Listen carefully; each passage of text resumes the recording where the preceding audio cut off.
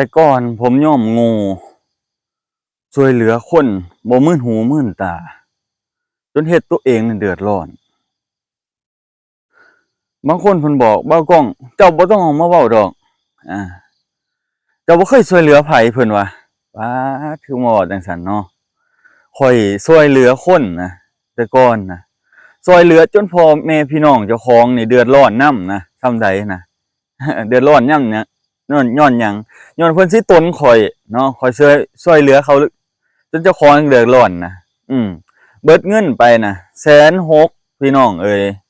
อันนี้คือความจริงบ่กล้องเคยเว้าให้พ่อแม่พี่น้องเพิ่นฟังแหละเพราะว่าเรื่องราวของบ่กล้องน่ะแต่ก่อนน่ะก็เป็นคนเห็นหัวอกหัวใจคนอื่นเนาะก็คิดว่าเขามาหาความช่วยเหลือนำเฮาเฮาช่วยได้เฮาก็ช่วยว่าคิดจังซั่นแต่ก่อนน่ะแต่บัดตานี้เขายืมไปแล้วก็เขาบ่มีปัญญาสิมาส่งเฮาบัดตานี้แม่นบ่อันนี้คือความช่วยเหลือของบ่กล้องคือว่าคิดว่ายืมให้เขายืมเนาะเขาก็คิดว่าเขามายืมเฮาแล้วก็เขาว่าสิหาเงินมาส่งแหละตอนแรกก็ได้เนาะ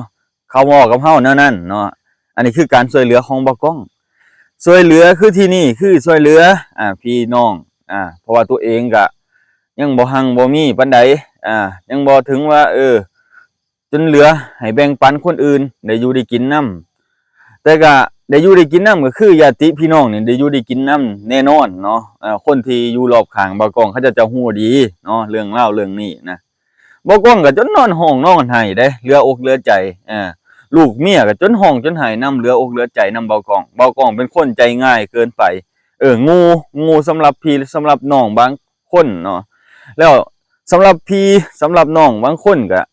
มันก็โพดเด้พี่น้องมันหวังหาเอาแต่ผลประโยชน์นำเฮานี่บ่กล้องนะที่ว่ามาอยู่จุดนี้เนาะคือว่าที่บ่ได้แบ่งปันบ่มีไผอยากช่วยไผดอกพี่น้องเอ้ยทุกคนนะมันจะอยู่ในระบอบตัวเองเนาะคืออยู่ในครอบครัวของตัวเองอยู่ในกฎเกณฑ์ของตัวเองก็คือว่าบางคนเนาะคือบ่กล้องให้เขายืมเงินนี่เขาก็อยู่ในกฎเกณฑ์ของเขาคันเงินกูบ่เหลือกูก็บ่แทนเขาดอกเนาะก็คือบ่กล้องเขาคิดแบบนี้แต่ว่าบ่กล้องน่ะมี10มี5ขอดให้เขาย้อนว่าเจ้าของนี่ใจบุญสุนทานอยากช่วยเหลือหมู่อยากช่วยเหลือพี่น้องตัวเองให้ยืมพี่น้องเอ้ยมีน้อยมีหลายก็ให้ยืมบ่ได้คิดว่าครอบครัวนี่สิทุกข์สิยากนำเฮาบ่เป็นหยังดอกวะเงินกูให้เขายืมโลดเมียก็บ่มีสิทธิ์ดอกแต่ว่าบ่แม่นพี่น้องเอ้ยมันบ่แม่นตามความคิดของบ่กล้องเลยบ่กล้องให้ยืมไปเงินบ่แม่นน้อยพี่น้องเอ้ย160,000ผู้ใดหาได้แม่นบ่ล่ะผู้ใดหาได้พี่น้องเอ้ยเออเพื่อสิหาได้160,000นะพี่น้องเอ้ยจนสิเป็นลมเป็นแรงพู้นแหละเนาะกว่าสิได้เงินมานะแต่บ่กล้องให้เขายืมนะยืมไปง่ายๆเลยแหละยืมไปง่ายๆยืมไปว่าไปเฮ็ดธุรกิจบ่กล้องก็คิดว่าเขาไปต่อยอดต่อหยังได้เขาน่าสิได้เขาสิได้เงินมาให้เฮาให้ยืมไปดอกหยังก็บ่ได้ให้ดอกบ่ได้เว้ากันว่าเรื่องดอกเรื่องหยังดอกบ่กล้องก็เลยให้ไปซื่อๆนี่แหละคิดว่าพี่ว่าน้องคิดว่าอันหมู่คูเนาะพี่น้องให้ยืมไปนี่จะให้บ่กล้องใจบุญสุนทานส่ำใดเงินเจ้าของแท้ๆที่อยู่ในกระเป๋าเจ้าของแท้ๆนี่บ่กล้องย่อมจกให้เขาถึงว่าบ่กล้องอาจจะบ่ได้ช่วยเหลือคนที่แบบเขาเจ้าตกทุกข์ได้ยากจริงๆอาจสิย้อนว่าเจ้าของนี่บ่สะดวกในจุดๆนี้เนาะพี่น้องเนาะเฮาก็บ่ได้มีต้นทุนหลายขนาดนั้นที่จะไปช่วยคนเนาะอยากช่วยพี่น้องอยากช่วยแต่ว่าเฮาน่ะมันบ่ได้มีขนาดนั้นนะถึงจะไปช่วยได้จะแบ่งปันได้แค่ชาวบ้านนี่แหละที่อยู่ใกล้เคียงกันแบ่งอยู่แบ่งกินน่ะแบ่งได้พี่น้องพี่น้องเข้าใจบ่ต้นทุนของเฮาเนาะมันอาจสิไปแบ่งปันประชาชนหลายๆคนบ่ได้อันนี้แม่นบ่พี่น้องอันใดที่เฮาแบ่งปันได้เฮาจังแบ่งเนาะพี่น้องเนาะอันใดที่แบบเห็นคนเดือดร้อนจริงๆเฮาก็จังว่ากันอีกเทื่อนึงเนาะพี่น้องเนาะถามที่ไปที่มาการเป็นอยู่เจ้าเป็นจังไดเฮาก็ต้องถามข้อมูลอันหลักๆแน่จักหน่อยที่ไปที่มาเฮาต้องรู้เหตุผลแน่จักหน่อยก่อนที่คันช่วยคือบ่กล้องเว้าเลยเต็มปากว่ายอมงูเสียเงินให้เขาถึงซื่อซุมื้อนี่เขายังบ่ส่งเงินให้บ่กล้องพ่อบาทนะเว้าอีหยังเลยจนได้ตัดพี่ตัดน้องกันนะพี่น้องเอ้ยเรื่องราวของบ่กล้องนะยอมงูจกเงินในกระเป๋านี่ให้เขา160,000นี่แถ ถมไปกู้ธนาคารให้เขาอีกโพดความใจง่ายความอยากให้เขาได้อยากให้เขาดีแต่เจ้าของนี่มีแต่จมความทุกข์ความยากก็ตานี่พี่น้องเอ้ยเนาะแต่ละมื้อแต่ละเว้นอุกอังใจหลายสิหาเงินไสบ่แม่นว่าอีหยังเด้อพี่น้องเอ้ยบ่คล่องนะส่งอันธนาคารน่ะเดือนละ 3,000 เด้เดือนละ 3,000ความเหลืออกเหลือใจนะพี่น้องเอ้ยความทุกข์ความยากเจ้าของไปเอาความหนักอกหนักใจของคนอื่นมาใส่หัวอกเจ้าของแล้วเจ้าของก็ได้รับผิดชอบว่าตานี่โอ้ยความชั่วของเจ้าของจะแม่นงูจะแม่นชั่วได้บ่กองคิดพี่น้องเอ้ยย้อนว่าความใจดีความอยากช่วยเหลือย้อนว่าความเจ้าของนี่ใจบุญโอ้พี่น้องเอ้ยหอมงูอีหลีเด้แล้วหลายๆคนเพิ่นบอกว่าโอ้ยเจ้าบ่ต้องออกมาเว้าเด้อเซาแล้วก็เซาเด้อเพิ่นบอกเนาะจักสิให้ข้อยเซาจังใดเนาะเพราะว่าเฮาก็ในชีวิตการเป็นอยู่ซุมเฮาอยู่แล้วเว้าเรื่องแบบนี้เนาะแล้วก็ชี้ทางให้พ่อพี่น้องเพิ่นเข้าใจในจุดๆใดเพิ่นที่เพิ่นอยากช่วยคนหมื่นคนล้านคนเนาะ10ล้านคนเพิ่นเห็นแล้วเพิ่นเห็นหัวอกหัวใจคนที่เขาเจ้าทุกข์เขาเจ้ายากจริงๆบางคนเขาเจ้ามีจิตใจเผื่อแผ่มีจิตใจบุญสุนทานอยากเฮ็ดบุญกับคนบุคคลนี้เนาะแต่ว่าเขาเจ้าบ่ฮู้ช่องทางบางทีเฮาก็ผ่านไปผ่านมาแค่ถ่ายคลิปถ่ายหยังแนะนำเสนอไปเนาะแต่ว่าเฮาบ่สะดวกสบายใจบางทีก็บ่ได้รับบริจาคมีหลายคนเนาะแต่ก่อนเนาะบ่กล้องก็บ่ได้ว่าสิรับบริจาคก็บ่เคยเนาะพี่น้องเนาะเราว่าช่วยเหลือเป็นเสื้อผ้าเสื้อแพร่เนาะที่เฮาจะบริจาคได้ต้นทุนค่าน้ำมันออกเองบ่ยากดอกพี่น้องเรื่องราวส่ำนี้เนาะมันสินักสิหนาอีหยังพี่น้องถ้าว่าได้เสื้อผ้าเสื้อแพร่มาเดี๋ยวจักหน่อยยามหนาวนี่เฮายังได้ให้ความอบอุ่นถ้าว่าให้เงินเขาไปซื้อกินซื้อถิ่มบางทีเขาไปซื้อแนวบ่แม่นเนาะสมมุติ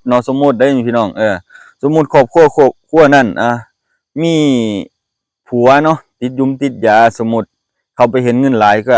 สมมุติเมียบ่ให้สมมุติเก็บเงินเมียเก็บเงินเนาะเมียบ่ให้ก็สิไปตบไปตีเมียแม่นเด้พี่น้องมันมีหลายๆเคสเด้เรื่องคนที่เขาติดยุงติดยาติดสิ่งเสพติดนี่มันเฮ็ดให้ครอบครัวเขานี่ยาม่านกันเด้ทะเลาะวิวาทกันเด้เนาะเฮ็ดให้ครอบครัวเขาแตกแยกกันก็หลายเด้พี่น้องย้อนเหตุผลว่าเงินมีก็ผิดบ่มีก็ผิดนี่มันบ่ดีเพราะอย่างคนเฮาน่ะพี่น้องเอ้ยเขาว่าคนเฮาบ่มีวันพอเนาะเขาว่าคนเฮามีวันพอนี่คงสิเป็นตาอยู่ขึ้นเนาะครอบครัวเนาะการเป็นอยู่ของครอบครัวเนาะแต่ว่ามันก็ยากพี่น้องเอ้ยหลายๆคนนี่เฮ็ดบ่ได้แต่บางคนก็ยังเฮ็ดบ่ได้ว่าสิบ่ผิดกับลูกกับเมียแต่ว่าก็เฮ็ดคงโตให้มันอยู่ได้ดีที่สุดเฮ็ดจังไดแต่ละมื้อเฮาจังสิปรับโตให้กันได้เข้ากันได้เว้าจาจังไดสิให้เมียฮักเมียแพงเมียต้องเว้าเฮ็ดจังไดต้องให้ผัวฮักผัวแพงเนาะจังสิได้ดำรงชีวิตอยู่นํกันตลอดไปจนให้ลูกใหญ่เลี้ยงลูกเลี้ยงเต้าให้มีอนาคตเนาะมันยากได้พี่น้องที่จะคงอยู่ในแบบนี้เฮ็ดจังไดต่างๆนานาอาชีพจังไดสิปูทางให้ลูกให้เต้าจังไดเขาจังสิมีเงินมีค่ำใช้ในอนาคตเนาะส่งลูกส่งหลานเรียนได้เนาะพี่น้องเนาะอันนี้คือความคิดของคนหลายๆคนที่มีครอบมีครัวเนาะสำหรับบ่กล้องแต่ว่าบ่กล้องนะเคยงูมาก่อนการช่วยเหลือคนนี่แหละช่วยเหลือด้วยบ่มึนหูมึนตาช่วยเหลือด้วยเงินในกระเป๋าตัวเองแล้วก็เดือดร้อนตัวเอง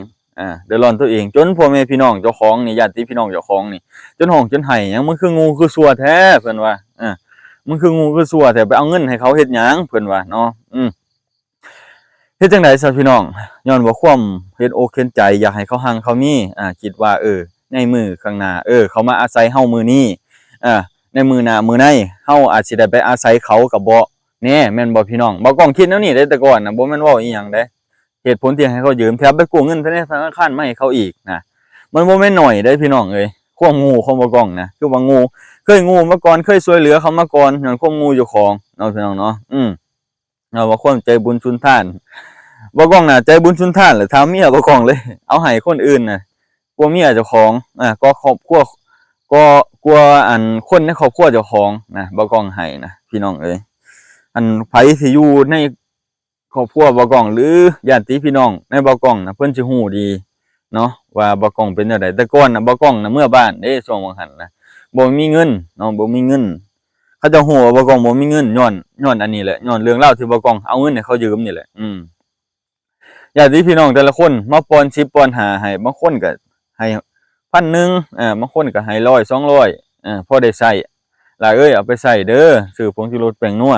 บ่กล้องบ่ลืมบุญคุณญาติพี่น้องบ่กล้องเลยเนาะก็สิเอาเป็นบทเรียนคนที่มาเฮ็ดให้บ่กล้องเสียอกเสียใจแล้วก็ครอบครัวของบ่กล้องเสียอกเสียใจเก็บเป็นบทเรียนจนได้ตัดขาดกันพู้นแหละอาจสิบ่เว้ากันอีกเนาะถึงว่าตายก็สิบ่เผาผีเนาะเรื่องราวเรื่องนี้เนาะที่บ่กล้องเอาเงินให้เขายืมย้อนความหมู่เจ้าของแล้วเขาก็มาหักหลังเฮาเขาก็บ่หนีบ่จ่ายเนาะบ่หนีบ่จ่ายบ่ใช้หยังเลยเนาะบ่ตอบหยังเลยเนาะอันนี้คือความใจบุญของบ่กล้องที่เคยงูมาก่อนมาเว้าสู่พี่น้องฟังบางคนเพิ่นว่าบ่กล้องบ่เคยช่วยเหลือไผนี่คือช่วยเหลือจนเจ้าของทุกข์นะจักช่วยบ่ช่วยเนาะพี่น้องเนาะประมาณนี้เนาะพี่น้องเนาะขอบคุณผู้หลักผู้ใหญ่หลายๆคนเนาะพี่น้องเนาะที่เข้ามาให้กำลังใจและสนับสนุนบ่กล้องเด้อพี่น้องครับขอบคุณหลายๆครับผม